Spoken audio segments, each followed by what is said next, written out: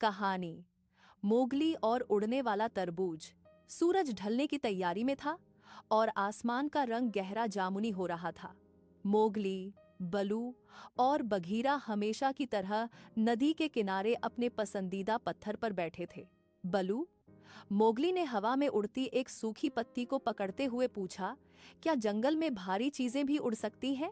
बलू ने अपनी पीठ को पत्थर से रगड़ते हुए हंसकर कहा, छोटे भाई, भारी चीजें सिर्फ तब उड़ती हैं जब हाथी दादा को गुस्सा आए और वे उन्हें अपनी सूंड से फेंक दें, वरना भारी चीजें हमेशा जमीन पर ही अच्छी लगती हैं। बघीरा ने अपनी आंखें मूंदते हुए मंद आवाज में कहा, या फिर तब, मोगली, जब बंदरों के हाथ कोई भारी फल लग जाए और वे उसे आसमान से नीचे गिराएं। अगले दिन मोगली को नदी के पार एक बड़ा, गोल और एकदम भारी जंगली तरबूज मिला। मोगली और बंदरों ने मिलकर उस तरबूज को एक मोटी और लचीली बेल के बीच में फंसाया। वे देखना चाहते थे कि यह भारी तरबूज कितना ऊंचा उछल सकता है। उन्होंने बेल को पीछे खींचा, ठीक एक विशाल गुलेल की तरह। तभी बंदरों का हाथ फिसल गया। तरबूज हवा में उछला, सूं सूं सूं, लेकिन वह ऊपर जाने के बजाय सीधे आसमान में तैरता हुआ आगे निकल गया। सबसे पहले वह सो रहे बलू के ठीक ऊपर से गुजरा। बलू ने आंखें खोलीं और आसमान में एक बड़ा हरा गोला उड़ते देखकर चीखा, भागो, आसमान से कोई नया हरा चांद नीचे गिर रहा है। बलू अपनी जान बचाकर झाड़ियों में उल्टा जा गिरा। इधर शेर खान एक चट्टान के ऊपर चढ़कर बड़े रौब से दहाड़ने की प्रैक्टिस कर रहा था। रोआ, उसने आसमान की तरफ मुंह खोला ही था कि मोगली का वह उड़ता हुआ तरबूज सीधे ऊपर से आया और धप, स्प्लैट, तरबूज ठीक शेर खान के सिर पर फटा।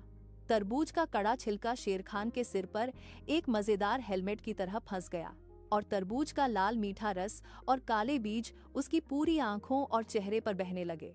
शेर खान को कुछ दिखाई नहीं दे रहा था। वह अंधाधुंध भागने लगा और सीधे एक बड़े कीचड़ के ढेर में जा टकराया। बंदरों ने पेड़ों से यह देखा और पेट पकड़कर हंसने लगे। देखो, शेर खान ने लाल टोपी पहनी है।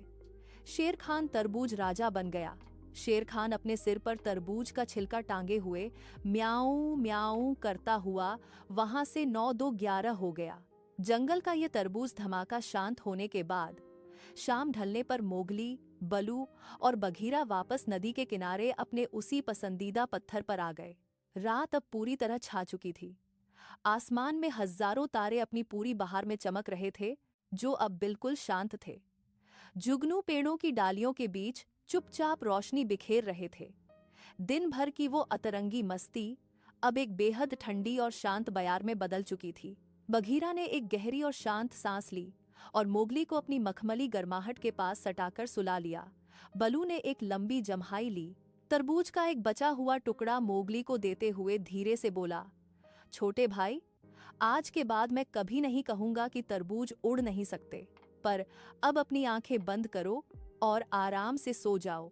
मोगली ने मुस्कुराते हुए तरबूज खाया और अपनी आंखें मूंद लीं।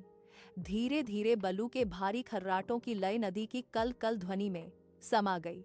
पूरा जंगल अब शीतल और मौन था और मोगली एक मीठी नींद के आगोश में चला गया।